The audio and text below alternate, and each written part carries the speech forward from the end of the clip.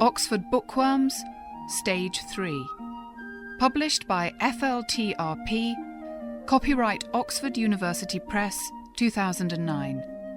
书虫牛津英汉双语读物第3集。诱拐。 Kidnapped by Robert Louis Stevenson. Retold by Claire West. Read by Norman Pritchard. Chapter 1. David meets his uncle. It was early in the month of June, 1751, when I shut the door of our house behind me for the last time. All my life I had lived in the quiet little village of Essendine, in the lowlands of Scotland, where my father had been the dominie, or schoolteacher.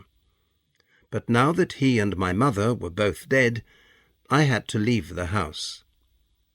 The new dominie would soon arrive, and he would teach at the school and live in the dominie's house. So, although I was only 17, there was nowhere for me to live, and no reason for me to stay in Essendine. But my heart was beating with excitement as I walked down the road, because in my hand I carried the letter that my father had given me just before he died. "Davy," he had said, "when I am dead, take this to the house of Shaws, near Cramond.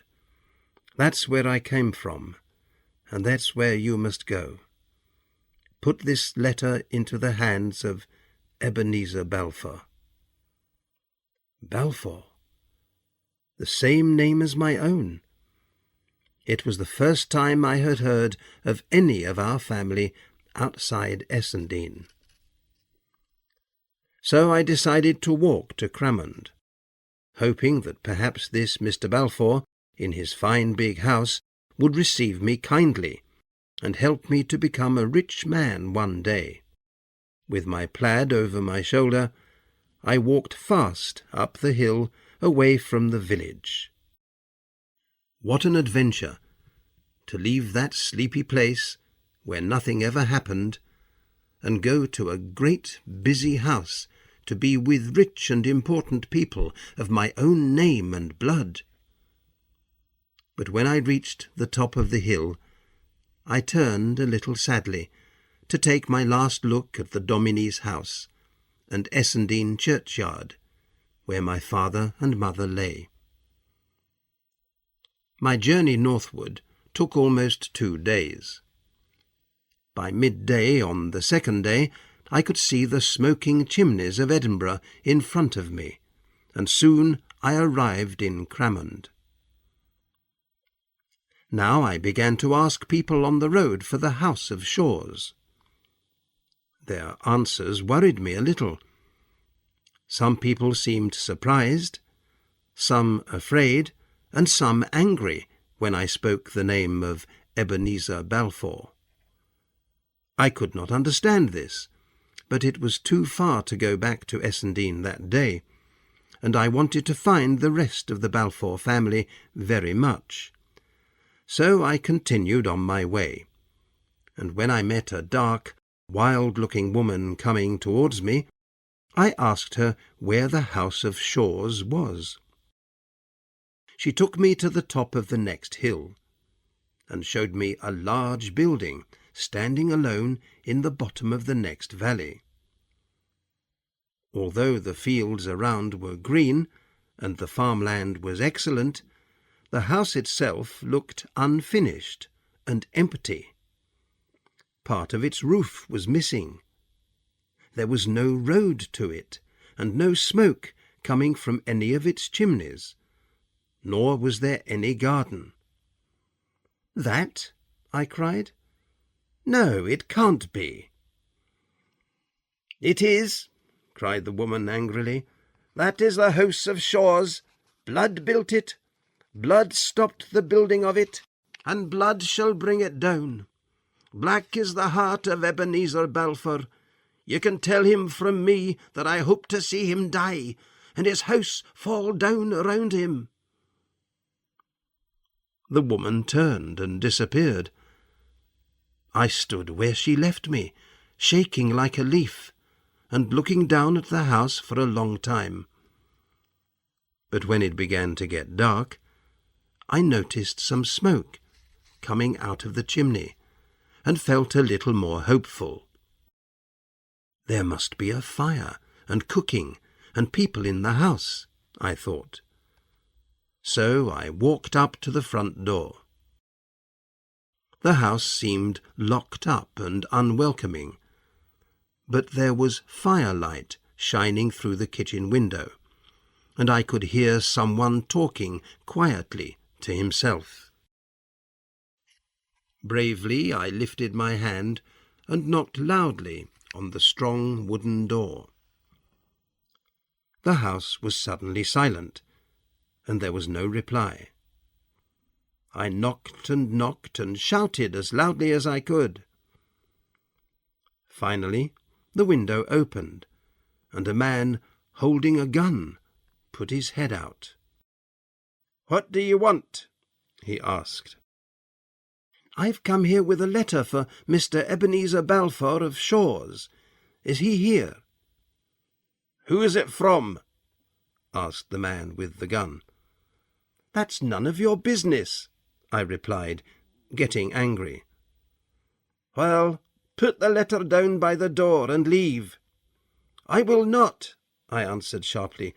"I'm going to give it to Mr. Balfour himself. The letter introduces me to him." "Who are ye, then?" was the next question. "I'm not ashamed of my name. It's David Balfour." The man almost dropped his gun. After a long while, he asked in a changed voice, "Is your father dead?" I was too surprised to answer, but he continued, "Aye, he must be dead, and that's why ye have come. Well, man, I'll let ye in." And he disappeared from the window. Now the door was unlocked, and a voice from the darkness said, "Go into the kitchen and touch nothing." I obeyed, while the man locked the heavy door carefully again. I found myself in the emptiest kitchen that I had ever seen. There was a fire, but no other light.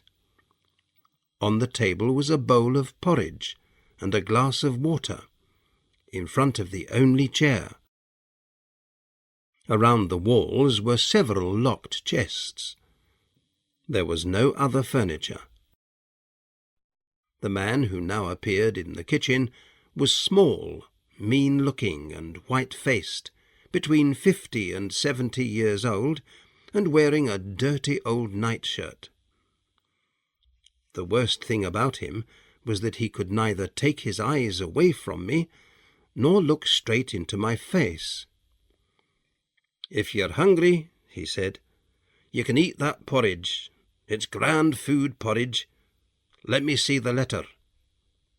"It's for Mr. Balfour, not you," I replied. "And who do you think I am? Give me Alexander's letter. You may not like me or my house or my porridge, but I'm your born uncle, Davy, my man." That was the end of all my hopes. I was too tired and miserable to speak, so I silently gave him the letter and sat down to eat the porridge. "Your father's been dead a long time?" he asked, giving me a quick look from his sharp eyes. 3 weeks, sir," I said. "He was a secretive man, Alexander was. Perhaps he didn't talk much about me, or about the house of Shaw's." "I never knew he had a brother, sir, or ever heard the name of Shaw's." "To think of that," he replied. "A strange man." But he seemed very pleased, and began to look at me with more interest. Soon he jumped up and said, "We're going to get on well, Davy. What's mine is yours, man, and what's yours is mine. Blood's thicker than water, and there's only ye and me of the name of Balfour. Now I'll show ye to your bed." He took me up some dark stairs and showed me into a room. I could not see anything. "Can I have a light, sir?" I asked. "No, you can't. No lights in this house. I'm afraid of fires, you see. Good night to ye, Davy, my man." And before I had time to reply, he pulled the door shut and locked it from the outside. The room was very cold, but luckily I had my plaid with me, so I covered myself with it like a blanket and soon fell asleep. The next day my uncle and I had a small bowl of porridge and a glass of water for breakfast, lunch, and supper. He did not speak much to me, but was clearly thinking hard. I often noticed him looking at me, while pretending to do something different, and he never left me alone in the kitchen with the locked chests, in which, I supposed, he kept his money. I did not like the way he looked at me, and began to wonder if he was a little crazy, and perhaps dangerous. After supper, he said suddenly, "Davy, I've been thinking I promised your father a bit of money for ye before ye were born. A promise is a promise, and so I'm going to give ye £40. These last words seemed very painful to him. He added in a kind of scream, "Scots!" A Scottish pound was the same as an English shilling. I could see that his story was a lie, so I laughed at him, saying, "Oh, think again, sir. English pounds, surely." That's what I said," replied my uncle quickly. "Go outside for a moment, and I'll get the money for ye." I was smiling as I went out, sure that he would give me nothing at all. It was a dark night, and I could hear wind in the hills. There may be thunder later, I thought, not knowing how important the weather would be to me that night. But when my uncle called me in again, he counted 38 English pounds in gold into my hands. It clearly hurt him to do it, and he kept back the last £2, but I did not mind that. Surprised and pleased, I thanked him warmly. "Now," he said, looking clever at me, "ye can give me something, Davy. I'm getting old now, and I need help." "Of course, sir," I answered. "What can I do?" "Well, go outside and climb the stairs at the other end of the house, where the building isn't finished yet. Go up to the room at the top, and bring down the chest that you'll find there. It's got valuable papers in it." "Can I have a light, sir?" I asked. "No," he said sharply. "No lights in my house." "Very well, sir. Are the stairs good?" "They're grand," said he. "The stairs are grand." Out I went into the night. As I was feeling my way along the outside wall, there was a sudden flash of lightning, then darkness again. I found the stairs and started climbing.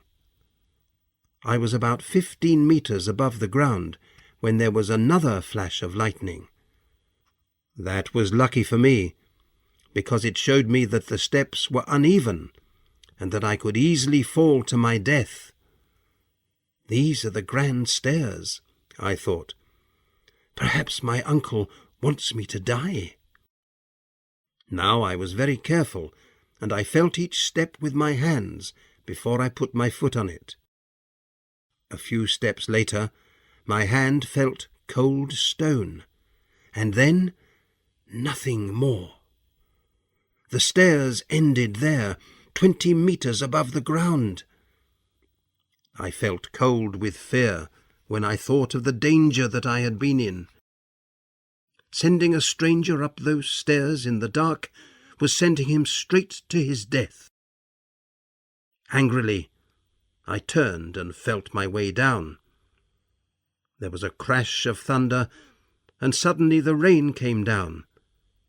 At the bottom of the stairs I looked towards the kitchen and could see in the next flash of lightning, a figure standing still in the doorway, listening. When the thunder sounded again, louder than before, he ran back inside, and I followed as softly as I could. I found him sitting in the kitchen, drinking whisky straight from the bottle, and shaking with fear. Quietly, I came up behind him, and, putting my hand suddenly on his shoulders, cried, "Ah!" My uncle gave a kind of broken cry, and fell to the floor like a dead man. His face was a strange blue colour, and I began to think that he really was dead. At last his eyes opened, and he looked up and saw me. "Oh, man, are ye alive or a ghost?" he cried. "Get me my medicine, Davy. It's for my heart." I found the medicine bottle and gave him some. He soon began to look a little better. "Why did you lie to me?" I asked angrily. "Why did you give me money? And why did you try to kill me? Answer me." "I'll tell ye tomorrow, Davy, I promise. Help me to bed now, will ye?" He still looked very ill, so I could not refuse. But this time I locked his bedroom door and went to sleep in front of the kitchen fire. When I woke up in the morning, I felt very pleased with myself. He thinks he's cleverer than me, but he isn't, I thought. When I let my uncle out of his room, I asked him again for an explanation. After a while he said, "Davy, I have some business with a ship's captain at Queen's Ferry. Now, we could walk over there, and when I've done my business, we could visit the lawyer, Mr. Rankaler. He'll answer all your questions. He's an honest man, and he knew your father. What do you say to that?" I thought for a moment. I had never seen the sea, but had always wanted to. "It's a grand idea," I said. It was a morning's walk to Queen's Ferry, which was west of Edinburgh, but we did not say a word to each other on the way. Suddenly, at the top of a hill, we could see the Firth of Forth below us, blue and calm, with white sails on it. "You see that public house?" asked my uncle. "Captain Hoseason's there to do business with me. There's the ship's boat on the beach, waiting to take him to the ship, and there's the ship itself, a grand ship." I had to agree with him. The sailors were getting the ship ready for sailing, and I thought what an exciting adventure that would be, to sail away to a foreign country. We walked down the hill to the public house and met the captain there. He was a tall, dark, serious-looking man, who shook hands politely with me. Stupidly, I left these two men to their business and ran down to the beach to talk to the sailors and look at the boats. It was all new and very interesting to me. As I was coming back, I met the owner of the public house. "Good morning," he said. "Did you come with Ebenezer?" "I did," I replied. "He isn't well liked, I understand." "That's true," he answered. "Nobody speaks well of him. It all started with that story about Mr. Alexander, his brother." "What story?" I asked. "Oh, just that Ebenezer had killed him. Did you never hear that?" "And why would he kill Alexander?" "To get the house, of course. The House of Shores." "Aye, man. Was Alexander older than Ebenezer?" "Indeed he was. No other reason for killing him." This was a great surprise to me. I had thought that my father was the younger brother, and now I understood why my uncle had lied to me and wanted to kill me. The house of Shores had belonged to my father, not my uncle, and now I had inherited it. The poor country boy who had walked from Essendine was the owner of a fine house and farmland. My head was full of the wonderful things that I could do in my life as I looked, unseeing, at the sea. Just then, my uncle and the captain came out of the public house. The captain smiled in a friendly way as he spoke to me. "Sir," he said, "Mr. Balfour has told me a lot about ye. I'm only sorry I haven't time to get to know ye better, but I'd like you to come on to my ship for half an hour before we sail and have a drink with me." Now, more than anything in the world, I wanted to see the inside of a ship, but I remembered that I had to be careful. "My uncle and I have to see the lawyer, sir," I replied, "so I'm afraid we may not have enough time." "Aye, aye," he answered, "I know, but you see, the ship's boat can put you both down near Rankeillor's house after you've seen the ship, so you won't lose any time." Suddenly, he said, quietly in my ear, "Watch out for the old man. He wants to hurt ye. Come and talk about it." Putting his arm in mine, he said loudly, "What can I bring you back from my travels? A friend of Mr. Balfour's is a friend of mine." By this time we were on the beach, and he was helping my uncle and me into the boat. I thought that I had found a good friend and helper, and I was very excited as we came closer to the great ship, full of busy, noisy sailors. The captain and I were the first to climb up the ship's side, and at the top the captain immediately put his arm through mine and began to talk about the ship. "But where is my uncle?" I asked suddenly. I pulled myself away from the captain's arm and ran to the side of the ship. Sure enough, there was the boat returning to Queensferry, with my uncle sitting in it. I screamed, "Help! Help! Murder!" And my uncle slowly turned to look at me. I did not see any more. Already strong hands were pulling me away. Then something hit my head. I saw a great flash of fire and fell to the ground.